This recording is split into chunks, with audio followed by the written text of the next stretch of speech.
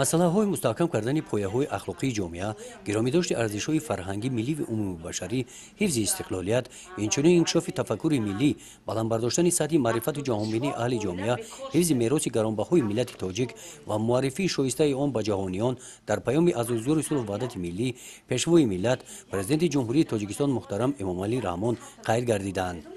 шӯъбаи кор бо зонун ва оилаи маҳкумати иҷроияи ҳокимияти давлатии ноҳияи восеъ дар суҳбату вохӯриҳо моҳияти ин нуқтаи паёми сарвари мамлакатро ба сокинон мефаҳмонанд. дар натиҷаи бурдани корҳои тарғиботӣ таҳлилҳо нишон доданд, ки нишондоди вайроншавии оила назар ба ҳамин давраи соли гузашта хеле паст гардидааст. дар вохӯрӣ бо кормандони соҳаи тандурустӣ, рафтииҷрои қонуни ҷумҳурии Тоҷикистон дар бораи масъулияти падару модар дар таълим ва тарбияи фарзанд, пешгирии бегонапарастӣ, пешгирӣ намудани ҷиноят байни занон ва духтарон, ҳамроҳ нагардидан ба ҳизбу ҳаракатҳои характери экстремистӣ дошта баррасӣ карда шуданд. вақте ки шаҳрвандони дигар мамлакатро мо мебинем ки онҳо аз либосҳои миллии тоҷикони моро бабар намекунанд, мо чаро мо ба онҳо тақлид карда ба онҳо ба мисли онҳо худро ҳисоб кунем?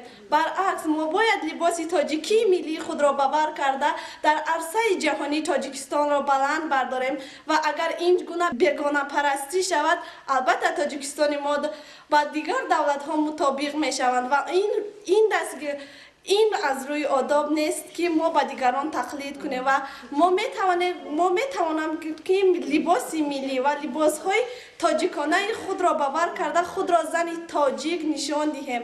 аз ҳама зеботар ин либоси тоҷикона мебошад, ки дар қадим модарону хоҳарони онҳо бавар карда ва то ба мо мерос мондааст. шӯъбаи кор бо занон ва оила бо мақсади мустаҳкамии оила рафти иҷрои қонуни ҷумҳурии Тоҷикистон дар бораи масъулияти падару модар дар таълим ва тарбияи фарзандон дар моҳи феврал тибқи нашрчорабиниҳо дар ҳамаи ҷамъиятҳои деҳот ҳамин гуна вохӯриҳо доир менамоянд. гузориши Хоҷа Назрив Худойназар Зуҳуров аз ноҳияи Восеъ барои барномаи иттилоотии Навид.